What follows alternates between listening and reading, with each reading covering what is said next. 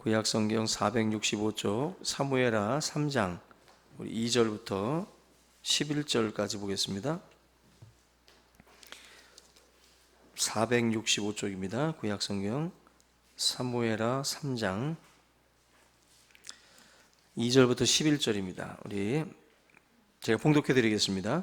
다윗이 헤브론에서 아들들을 낳았을 때 맏아들은 암논이라 이스라엘 여인 아히노암의 소생이요 둘째는 길르압이라 갈멜 사람 나발의 아내였던 아비가일의 소생이요 셋째는 압살롬이라 구스랑 달메의 딸 마아가의 아들이요 넷째는 아도니아라 학깃의 아들이요 다섯째는 스바데라 아비달의 아들이요 여섯째는 이드람이라 다윗의 아내 에글라의 소생이니 이들은 다윗이 헤브론에서 낳은 자들이더라.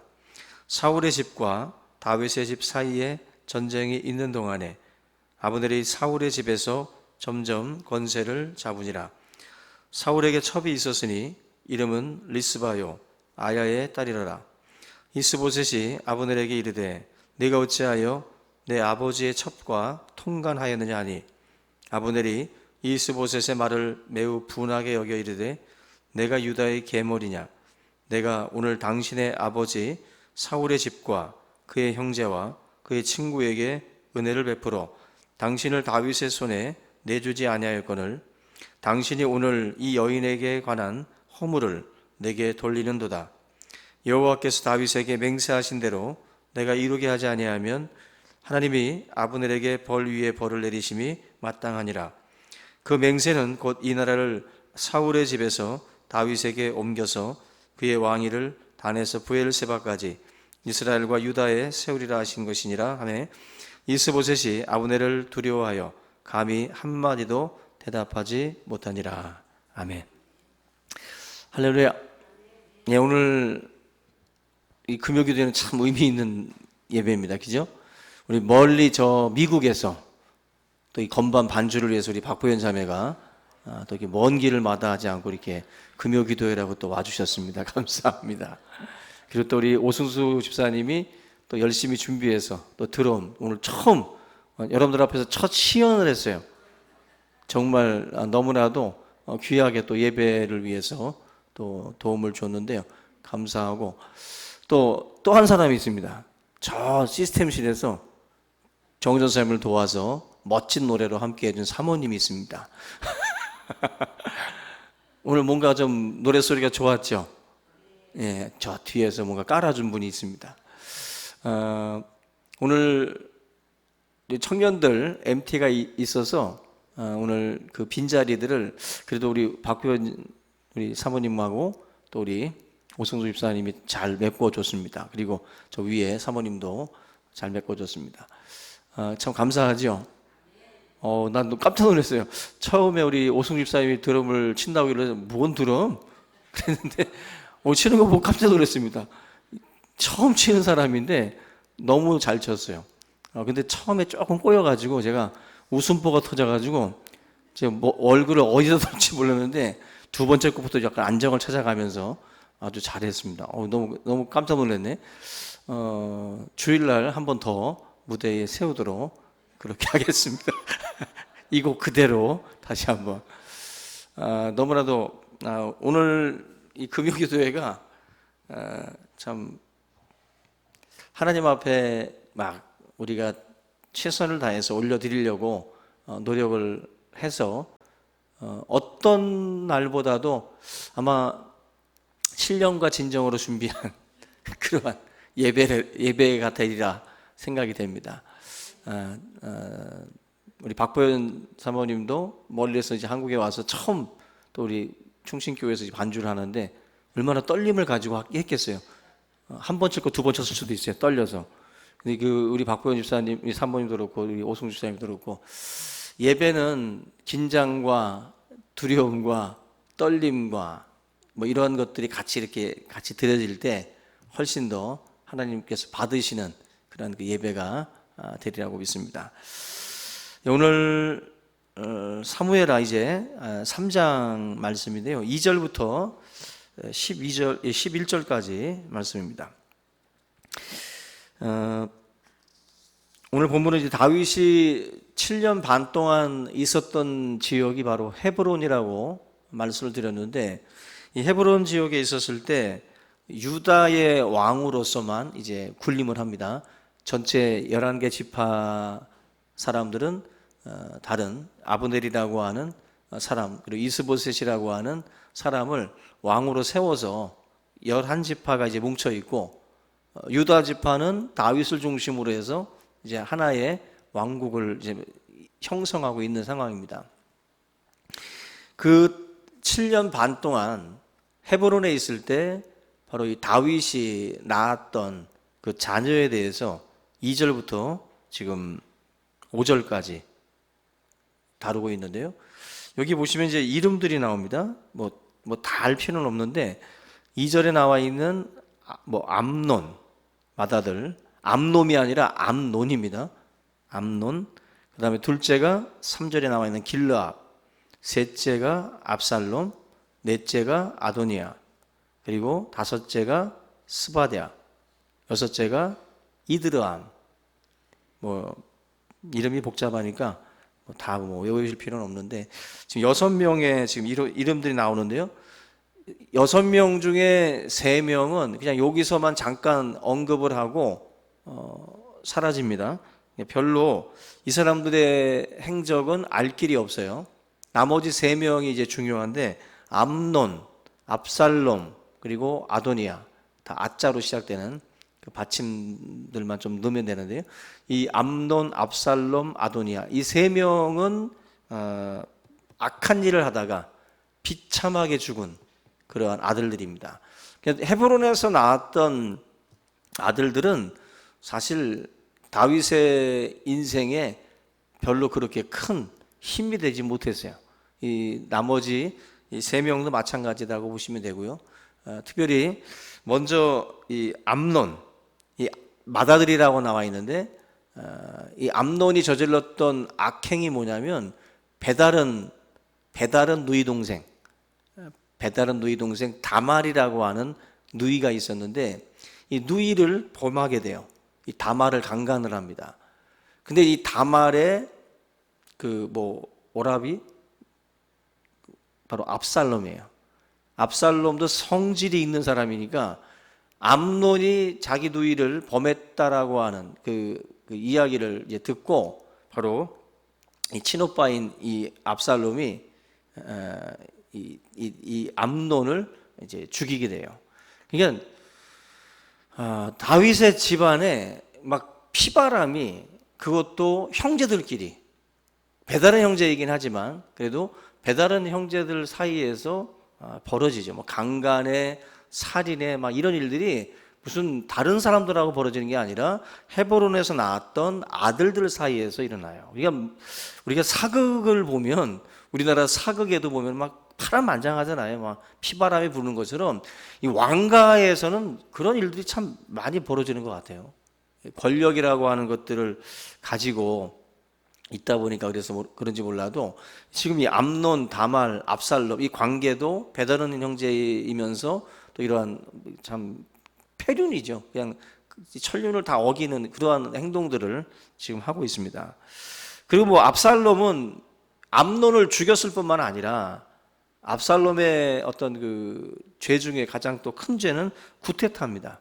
구테타, 아버지를 몰아내고 왕이 되려고 하는 그 구테타를 일으킨 것이 바로 압살롬이에요. 어떤 다른 군사령관, 우리나라처럼 무슨 이런 군사령관들이 이렇게 들고 일어나는 그런 구테타가 아니라 자기 아들이 자기 아버지를 이제 보좌에서 밀어내고 정권을 잡으려고 하는 그런 폐륜적인 행동을 했던 것이 바로 압살롬이에요.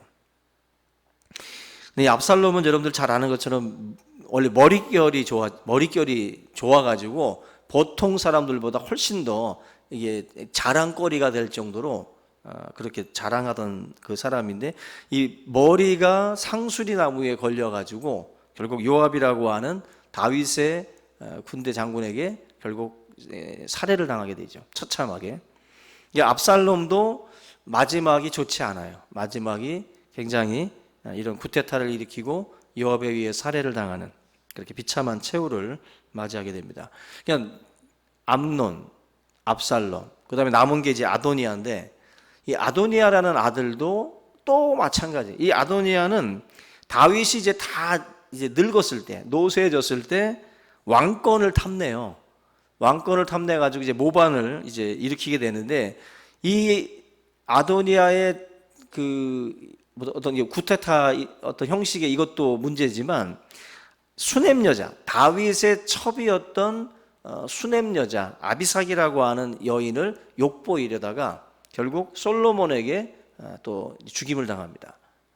지금 아들들이라고 나온 것들이 하나같이 다 다윗에게 요즘으로 치면 정말 오점 투성인 거예요. 막 어떤 뭐 진짜 청문회에 나가면 정말 난리도 아니죠. 그죠? 한 자녀의 문제가 정치 인생을 끊기도 하고, 그죠? 지금 이 다윗 같은 경우는 헤브론이라고 하는 그 어려운 환경 속에서 나왔던 이 자녀들이 별로 그렇게 도움이 되지 못했어요. 우리가 그래도 하나님 뜻대로 살았던 사람인데, 근데 왜 이렇게 자녀들이 빗나갔을까? 그런 생각을 하게 되는데, 좀 내용을 조금 들여다보면 다윗이 이 헤브론이라는 지역에서 7년 반 동안 다스리면서 다윗은 나름대로 이제 어떤 정치적인 어떤 그러한 어떤 행동들을 해야 됐었겠죠. 나름대로 나라의 왕이니까. 그래도 자기가 왕으로서 이 헤브론 지역에 위치한 이 민족들을 먹여 살려야 된다는 생각에 좀 앞서간 거예요. 뭐냐면 이 다윗 가문의 비극의 원인을 좀 더 들여다보시면 바로 이방 민족들과의 결혼에 있어요. 그냥 다윗이 바로 이 정략 결혼을 통해서 통해 가지고 낳은 자식들이 바로 압살롬, 암논, 아도니아예요. 이런 이방 민족의 여인들을 배우자로 이제 선택을 했다라는 것입니다. 압살롬의 어머니는 구술 왕 달메의 딸이더라라고. 구술 왕 달메의 딸. 이건 이제 이방 민족입니다. 이스라엘이 아니라 이방 민족의 작은 왕국이에요. 바산과 헐몬 사이에 있는 작은 왕국인데, 이 왕국을 어떻게 보면 포석을 한 거죠. 헤브론이라고 하는 작은 왕국을 이루고 있던 다윗 입장에서는 작은 힘이지만 이들과 정략 결혼을 통해 가지고 그래도 위기의 때에 자기들에게 힘이 되어줄 어떤 그러한 세력으로서 이걸 하나의 포석을 한 거예요. 정략 결혼을 통해 가지고. 그래서 이 구스랑 달메의 딸과 결혼을 한 거죠. 그래서 결국 거기서 낳은 자녀가 바로 압살롬이라는 거예요. 압살롬. 결국 이 압살롬은 이 다윗 입장에서는 사울이라고 하는 그 왕가의 어떤 그런 그 세력을, 그 힘을 제어하기 위해서, 어느 정도 이제 방어하기 위해서 궁여지책으로 지금 자기 나름대로 머리를 써서 지금 이 포석한 이 구술왕 그 달메의 딸, 이 딸과 결혼을 했다라는 것입니다. 결국 어머니의 영향을 안 받을 수가 없잖아요. 거꾸로 모세가 그 갈대상자의 나일강에 띄어졌을 때 바로 왕의 딸에게, 그 공주에게 갔지만 결국 그를 키운 건 유모였던 엄마였거든요. 진짜 엄마 미리암. 그 엄마가 옆에서 바로 이 모세를 키웠기 때문에 결과적으로는 영향을 받은 거예요. 모세가. 그러면서 나중에는 이제 이 나라를 어떻게 보면 뒤엎는 그런 일들을 한 것처럼, 거꾸로 보면 지금 이 압살롬도 그 구스랑 달메의 딸 밑에서 어떻게 보면 큰 거잖아요. 그 컸기 때문에 그 영향을 무시할 수가 없죠. 그 속에서 결과적으로는 이 압살롬이 그 암논을 죽였을 때, 그 자기의 그 다말을 죽였던, 그 다말을 범했던 암논을 죽였을 때 그 도망을 가는데 어디로 도망을 가냐면은 바로 이 구술 왕국, 이 구술 왕 달메의 그 지역으로 도망을 가요. 거기에 있으면서 이제 압살롬이 또 여러 가지 말들을 들었겠죠. 그러는 가운데에 다시 돌아와서 쿠데타를 일으킨 거예요. 압살롬은. 이 압살롬은 이 엄마의 영향을 안 받았다라고 볼 수가 없는 그런 사람입니다. 그 다음에 아도니아도 어머니가 핫깃이라고 나와 있는데요. 핫깃, 축제라는 뜻인데 이 여자도 마찬가지로 이방족 속의 딸이에요. 이방족 속에. 모반을 일으켰던 두 아들 압살롬하고 아도니아, 이 두 사람은 이방 민족의 자녀들이다. 그 속에서 불신앙적인 어떤 교육들을 받으면서 성장했던 그러한 그 자녀들이 결과적으로는 이런 모반, 쿠데타를 일으키게 됐다는 것입니다. 우리가 그 다윗 가문의 이 그림을 보시면 결국 이 비극의 어떤 그 원인을 다윗이 제공했다라는 것을 알 수가 있어요. 이게 정치적인 그게 세상에서 볼 때는 큰 그림이 아니겠어요? 그죠? 어떤 나 개인을 위한 것이 아니라 큰 그림을 이제 바라보고 다윗은 어쩌면은 그런 정략 결혼을 했을 겁니다. 자기 개인의 그 여자가 이뻐서 그런 게 아니라 이런 정치적인 이유로다가 다윗이 아마 이런 결혼을 했을 거예요. 그런데 결과적으로는 나라에 해를 끼쳤지 도움을 주지 못했어요. 우리가 이 세상을 살아갈 때에도 우리들 나름대로 생각하는 큰 그림이라는 게 있어요. 나를 위한 게 아니야. 나를 위한 게 아니라 어떤 큰 그림이라고 이제 생각을 하고 이제 행하는 행동도 있는데 그 큰 그림이라는 것을 항상 우리가 생각을 할 때에도 지금 이 다윗과 같이 하나님의 뜻이라고 하는 것을 염두에 두면서 그런 큰 그림도 한번 이렇게 비춰봐야 돼요. 말씀의 거울에. 이 큰 그림이라고 해도 하나님의 말씀의 거울에 비춰봤을 때 이게 문제가 되면 아니다 하는 거죠. 그러니까 하나님께서 결국 이 다윗의 이 가문의 이 비극은 하나님이 주셨다라기보다도 다윗이 불러온 자기가 뿌린 씨를 거두는 거예요. 자기가 그동안에 뿌렸던 씨앗들을. 그래서 이 세상을 살면서 하나님 앞에 회개하는 것은 회개고요. 자기가 뿌린 씨앗들은 자기가 살면서 거둬야 돼요. 만약에 내가 세상을 살면서 잘못 살아가지고 평판이 안 좋아. 나 이제 예수 믿고 회개했어요. 하나님이 용서했어. 그래도 내가 살면서 뿌렸던 그 안 좋은 평판의 씨앗은 내가 감수해야 돼요. 그거를 어떻게 보면은 감수해 가면서 그걸 이제 용해시키는 그러한 그 세월이 또 필요하겠죠. 뿌린 대로 거둔다 그러잖아요. 뿌린 것만큼은 죗값을 치러야 돼. 죗값을. 하나님께서는 용서하시죠. 하나님 심판대 앞에 가서는 용서받겠지만 이 땅에서 내가 뿌린 씨앗들은 결국 거두게 돼 있어요. 다윗도 하나님 앞에 회개하는 것은 회개고 자기가 지금 잘못된 판단을 가지고 내렸던 결정들, 바로 이 정략 결혼들은 이렇게 피바람이 불잖아요. 피바람이. 이게 참 가슴 아픈 일이죠. 지금 이제 5절 다음에 6절로 이제 넘어가는데요. 사울의 집과 다윗의 집 사이에 전쟁이 있는 동안에 아브넬이 사울의 집에서 점점 권세를 잡으니라. 이 사울 왕가의 이제 이상한 일들이 이제 일어나게 되는데 다윗 집안에서도 이러한 자녀들이 출생을 하고 여러 가지 이제 이런 일들이 이제 일어나게 되지만 사울 왕가에서도 어떤 수상한 조짐들이 일어나기 시작을 합니다. 제가 잠깐 이것을 앞전에 잠깐 언급한 적이 있는데 지금 사울이라고 하는 이 왕족, 이 왕가가 무너지는 그 과정들을 이 내용에서 이제 우리에게 보여주고 있는데요. 6절과 7절 말씀에 보시면 아브넬이 사울의 집에서 점점 권세를 잡았다라고 그랬어요.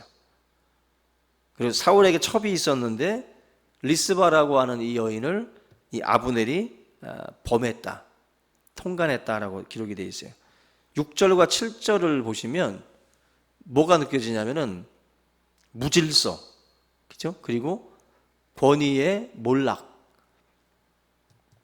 권위가 몰락해서 어떤 권위냐면은 왕의 권위가 무너져 있어요. 사울 왕가의 권위가 무너져 있고 아브넬이라는 사람이 그 권위를 쥐고 있어요. 그냥 권위를 가져야 될 사람이 그 권위를 갖지 못하고 엉뚱한 사람이 그 권위를 붙들고 휘두르게 되면 그 집단은 와해될 수밖에 없어요. 절대로. 지금 이 내용 속에 나와 있는 걸 보면 철저하게 권위가 무너진 거예요. 권세를 잡았다라는 것은 점점 권세를 잡는다는 것은 지금 아브넬이라는 사람이 사울의 집에 있는 어떤 뭐 관련된 모든 사람들뿐만 아니라 이런 사람들의 이 어떤 목줄을 쥐기 시작을 하는 거죠. 생사여탈권 뭐 이런 말이, 이 살생부를 아브넬이 쓰는 거죠. 아브넬이 그 권한이, 그 힘이 점차 이걸 이제 먹어 들어가는 거예요. 지금 아브넬이 굉장히 무서운 거죠.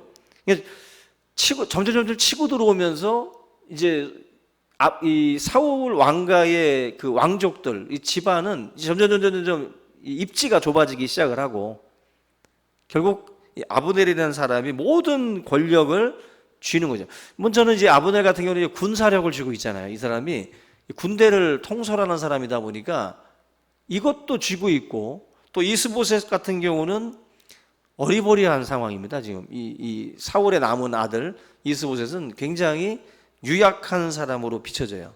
이 사람을 쥐고 흔드는 그런 상황까지 갔다라는 겁니다.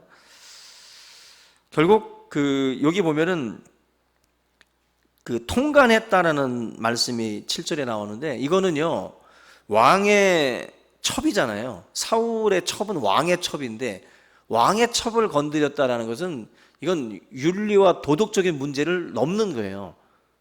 일반 가정의 어떤 그런 간음 사건하고는 다른 차원입니다. 왕의 첩을 건드렸다는 것은 윤리와 도덕의 문제를 떠나서 이건 반역죄예요. 완전히 국가 반란죄 같이, 그리고 왕의 어떤 그 권력을 이제 내가 이제 넘본다라고 하는, 그러니까 한마디로 당신의 권위를 인정하지 않는다라는 말밖에 안 되는 거예요. 그래서 이거는 보통 이 권력을 쥔 왕들 같은 경우는 그냥 처형시켜 버리겠죠.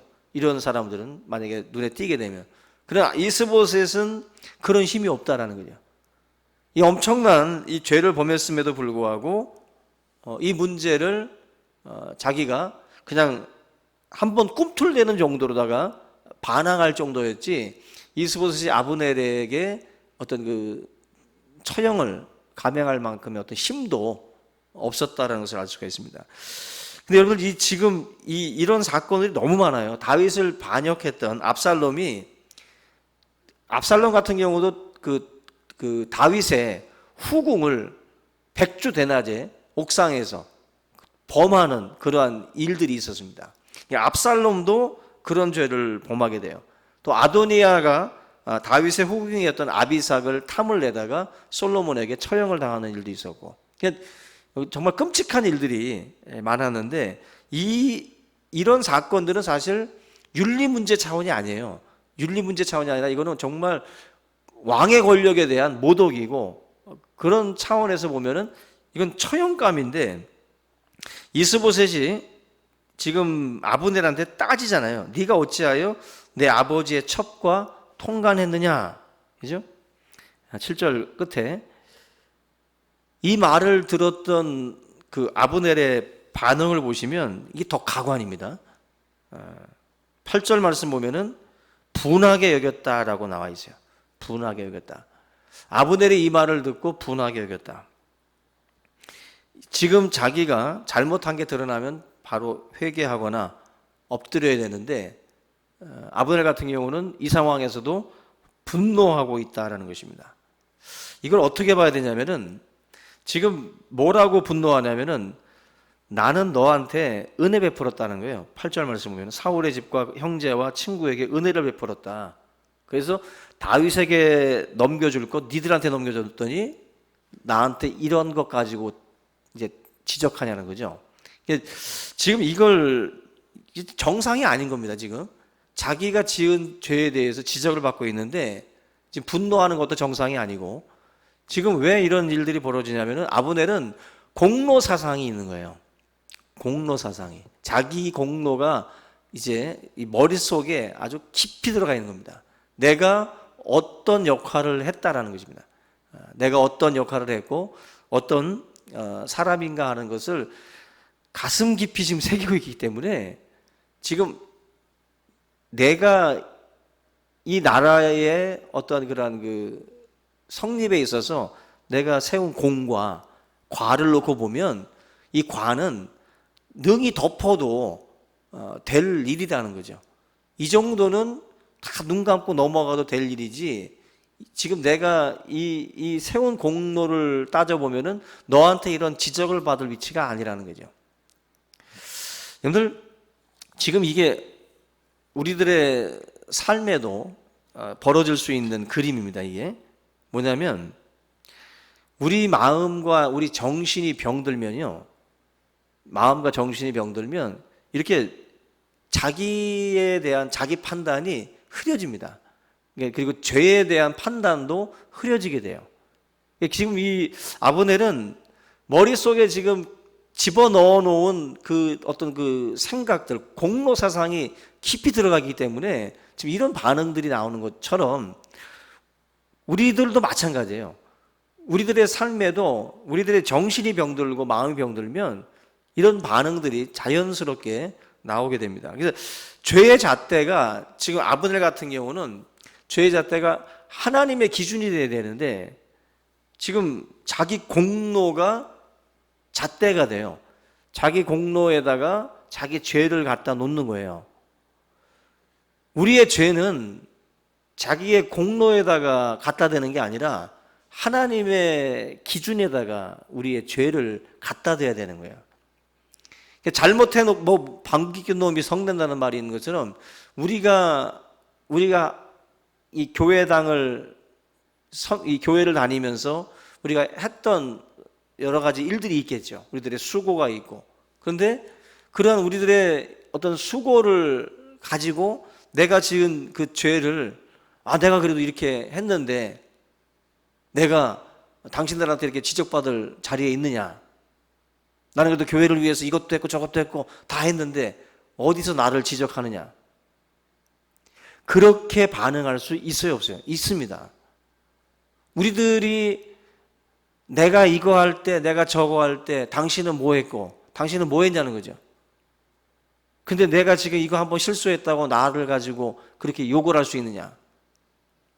지금 우리들도 자연스럽게 우리가 이루어 놓은 일들을 옆에다 놓고 나의 과를 갖다 놔요.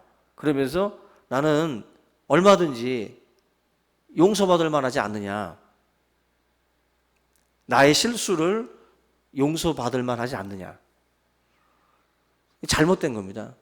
우리의 기준이 내가 이루어 놓은 공에다가 업에다가 갖다 놓으면 안 돼요. 내가 만약에 열심히 주의를 하다가 우리가 실수했어, 뭔가 잘못을 했어, 그러면 그것에 대해서 뭐 교회가 지적할 수도 있고 목사가 교회 차원에서 징계를 내릴 수도 있죠. 그럴 때 겸손하게 받아야 돼요. 그걸 내가 이러한 일들을 내가 뭐 개척을 할 때 뭐 5천만 원을 냈는데, 내가 1억을 냈는데, 이 교회를 세울 때 내가 어떤 일을 했는데 이걸 가지고 나를 지적을 해? 아닙니다. 하나님의 말씀의 기준에다가 자기를 대고 엎드려야 돼, 그 순간에. 그러면 그 사람은 살아요. 그 사람은 살아.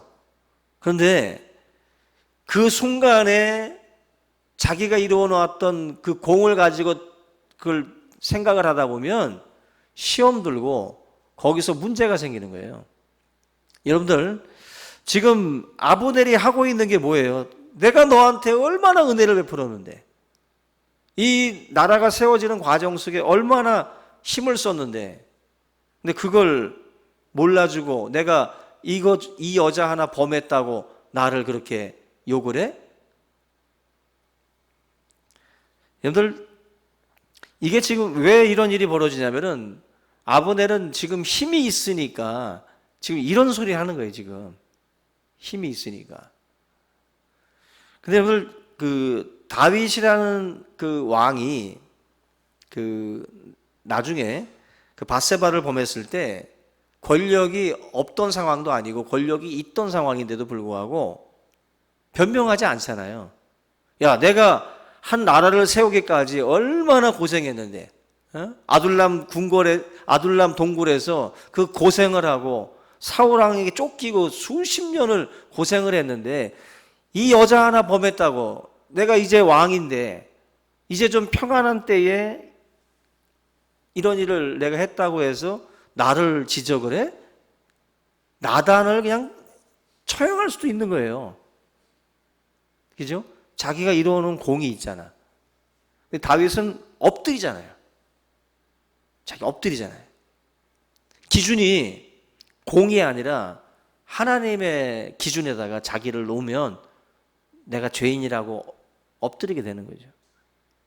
우리가 항상 조심해야 될 게 그거예요. 조심해야 될 게.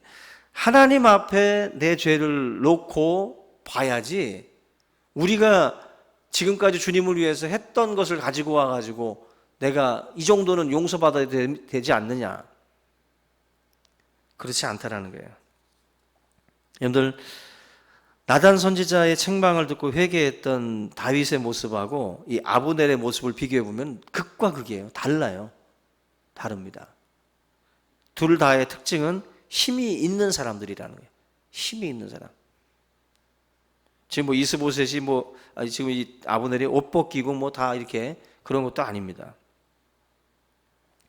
근데 지금 아브넬이 지적받고 난 뒤에 했던 말이 8절 말씀 보면은 내가 유다의 개머리냐? 완전히 뭐 이건 아래 위도 없는 거예요, 지금. 이게 지금 막 그 이스보셋을 왕으로도 인정하지 않는 거죠. 내가 오늘 당신 아버지 사울의 집과 그의 형제와 그의 친구의 은혜를 베풀어서 다윗의 손에 내주지 않고 다 니한테 돌렸는데 뭐 하는 짓이냐는 거죠. 왕으로 여기지 않고 깔보고 있었다라는 거예요. 왕에 대한 기본적인 예우도 없고 아무것도 없습니다. 사실은 사울의 집에다가 아브넬이 은혜를 베푼 게 아니라는 걸 아셔야 돼요. 깊이 들어가 보면 아브넬이 절대로 사울의 집에다가 은혜를 베푼 게 아니라 이용한 거지. 이 사울이라고 하는 이 정통성을 이용한 것 뿐이에요. 자기가 5년 정도를 나라를 통치해 가는 과정에서 정통성을 인정받지 못하니까 사울 안가에 남아있는 찌질이 이스보셋 데려다가 그냥 세워놓은 거예요. 그리고 섭정을 또 한 겁니다. 그러니까 은혜를 베풀었다기보다는 이용한 거예요. 이용을 하고 하나의 명분으로다가 사람들 앞에 명분을 만든 그런 것밖에 안 되는 거죠. 그런데 지금 자기 욕심을 위한 그러한 어떤 이용 가치로서 이제 이스보셋을 쓴 건데도 불구하고 은혜를 베풀었다라고 하는 이런 소리를 하고 있습니다. 그리고 나서 9절과 10절 보면은 누구한테 간다 그래요? 다윗에게 간대요. 이건 뭐 그냥 애들 장난도 아니고 이스보셋의 지적을 받고 갑자기 또 바꿉니다.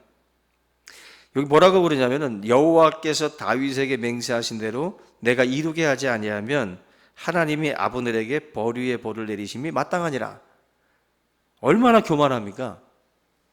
그냥 하나님께서 맹세하신 것을 하나님이 이루시는 거지. 그죠? 하나님께서 다윗에게 맹세하신 것은 하나님이 이루시는 것이지 자기가 이루게 하지 아니하면 벌 위에 벌을 내리심이 마땅하다. 자기가 다윗을 세우겠다라고 했던 하나님의 그 뜻을 내가 이루게 하겠다. 내가 이루게 하겠다라는 이 말을 지금 하고 있어요. 그러니까 지금 이 사울의 집에서 이 나라를 다윗의 집으로 옮기는 그 역사의 어떤 그 주인공이 자기라는 거죠. 자기를 통해 킹메이커라는 거예요. 자기가 한마디로 자기가 이것을 나의 그 말 한마디에 나의 어떤 그 힘의 이동에 따라서 이게 좌지우지 된다는 거죠. 얼마나 교만한 거예요. 얼마나. 내가 가는 곳에 왕이 세워진다. 내가 가는 곳에 왕이 세워진다. 너는 지금 큰 실수하고 있는 거다라는 거죠. 아브넬에게. 사실 아브넬은 뼛속까지 기회주의자예요. 기회주의자. 자기의 힘과 뜻과 의지대로 모든 것이 된다라고 생각하고 있는, 어떻게 보면 정말로 기고만장한 교만한 사람이기도 하고 또 기회주의자이기도 합니다. 그래서 지금 다윗을 온 이스라엘의 왕으로 추대해야 된다. 하나님의 뜻이기 때문에 이렇게 해야 된다. 원래 이것을 다 알고 있었던 사람임에도 불구하고 자기의 욕심, 자기의 어떤 그러한 어떤 그 자존심에 대한 상처가 있었을 때 여기에 대해서 지금 이 아브넬 같은 경우는 결국 자리 이동을 쉽게 한다는 거죠. 사람들 가운데도 어떤 그 감정적인 이 부분에서 이 자리 이동을 이렇게 쉽게 하는 사람들이 있습니다. 아브넬 같은 경우도 지금 그런 이기적인 돈에 따라간다라고 그러죠. 감정 따라가고 돈 따라가고 어떤 꿋꿋하게 다윗 곁에서 지키면서 가는 사람이 있고 때에 따라 이제 시므이처럼 뭐랄까 자리를 옮기는 사람이 있는 것처럼 세상에는 이런 이기적인 탐욕에 따라서 움직이는 사람들이 있습니다. 바로 아브넬이 바로 그런 사람들이죠. 그러니까 정치인을 보통 이런 식으로 다 얘기하잖아요. 그죠? 자기에게 이익이 되는 쪽으로 이제 움직이는 철새라는 말들도 많이 쓰는데 우리가 신앙생활을 할 때에도 이런 어떤 그 감정적인 부분 또 욕심 이런 거에 따라서 우리가 이렇게 손바닥 뒤집듯이 뒤집어지는 일들은 삼가야 됩니다. 그죠? 하나님의 일에 대해서 우리가 좀 더 진중한 자세로다가 하나님의 뜻을 잠잠히 기다릴 수 있는 오래 참음과 어떤 그 인내의 어떤 그 덕이 우리에게 있어야 사실은 그 부분들을 감당할 수가 있겠죠. 아브넬은 그게 없는 거죠. 그냥 기회에 따라 움직인 거예요. 근데 지금 다윗 곁을 지켰던 사람들은 특징이 뭐냐면 생명을 건 사람들이에요. 생명을 걸고 감정 따라 어떤 어떤 그 기울기에 따라서 그냥 일리 갔다 저리 갔다 하는 게 아니라 그냥 동굴 속에 갇혀 있고 쫓기는 생활을 하고 약자이고 그럴 때에도 다윗을 지키는 거예요. 계속. 기회주의자들이 아니죠. 이 사람들은 힘들 때 함께 했던 사람들입니다. 다윗의 어떤 그러한 사람들은. 지금 아브넬 같은 경우는 이권 이런 거에 따라서 움직였던 사람이라는 거죠. 근데 지금 결론적으로 11절 말씀 보면은 이스보셋이 감히 한마디도 대답하지 못했다. 왕이 아니에요. 왕이 아니고 이건 완전히 꼭두각시였다라는 아주 증거죠. 근데 우리가 이 내용을 보면서 한 가지 우리가 좀 생각해야 될 게 좀 다른 측면인데 하나님께서 하나님의 선하신 뜻을 이루어 갈 때 하나님은 불의한 이 아브넬을 통해서도 성취해 가시는 이 모습들을 우리가 볼 수가 있어요. 하나님의 뜻이라는 것이요 꼭 선한 쪽에 있는 그 의인들만을 통해서 하나님이 역사하는 게 아니라 마치 십자가 사건 속에 뭐가 있어요? 베드로의 배신이 있었고 유다의 배반이 있었고, 그죠? 그런 어떤 뭔가 안 좋은 그런 일들이 있잖아요. 근데 베드로의 배신이나 유다의 배반이나 이런 어떤 그 것들을 통해서도 하나님의 십자가의 구속의 역사가 완성되는 거거든요. 하나님은 이 모든 것을 합력하여서 선을 이루셨어요. 선을 이루셨어요.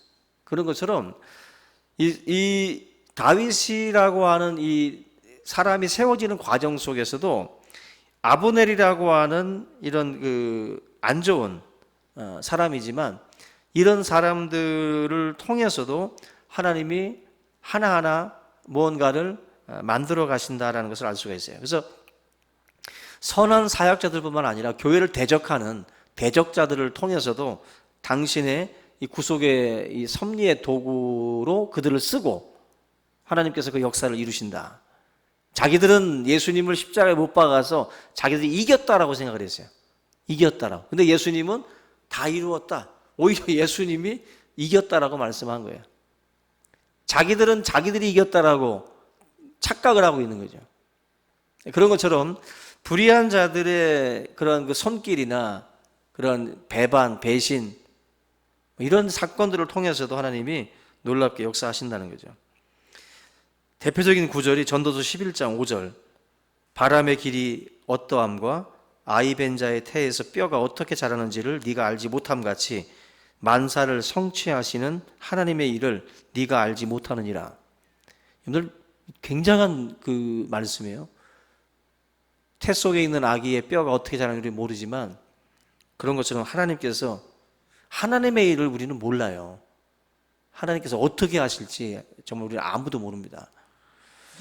여러분들 결국 우리가 해야 될 일들은 아무리 어두워 보이는 상황에 놓여져 있다 할지라도 그 속에서도 묵묵히 하나님의 뜻을 붙들고 나아가는 모습들이 우리에게 있어야 할 줄로 믿습니다. 아브넬처럼 좌지우지하는 그런 모습이 아니라 정말 하나님의 뜻을 붙들고 나아가는 그러한 모습으로 우리가 나아갈 때 하나님께서 우리를 통해서 놀라운 그런 역사들을 써내려 가실 줄로 믿습니다. 우리 말씀 붙들고 좁은 길을 마다하지 않고 나아가는 우리의 삶이 될 수 있기를 주님의 이름으로 축원합니다. 우리 이 시간 우리 찬양 한 장 하시고 함께 우리 통성으로 오늘 말씀 붙들고 우리 기도합니다. 네, 우리 찬송가 한 장 하겠습니다. 죄에서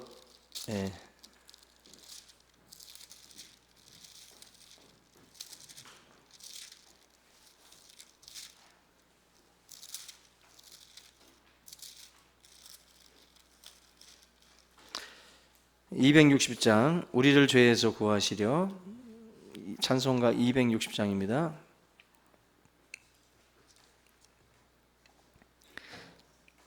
찬양하시고 기도하겠습니다. 찬송가 260장입니다.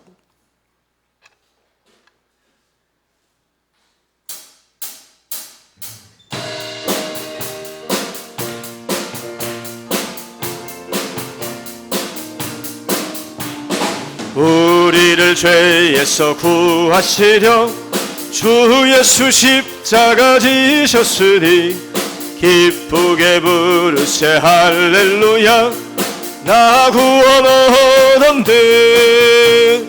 찬송하세 찬송하세 주님 나를 구하셨네.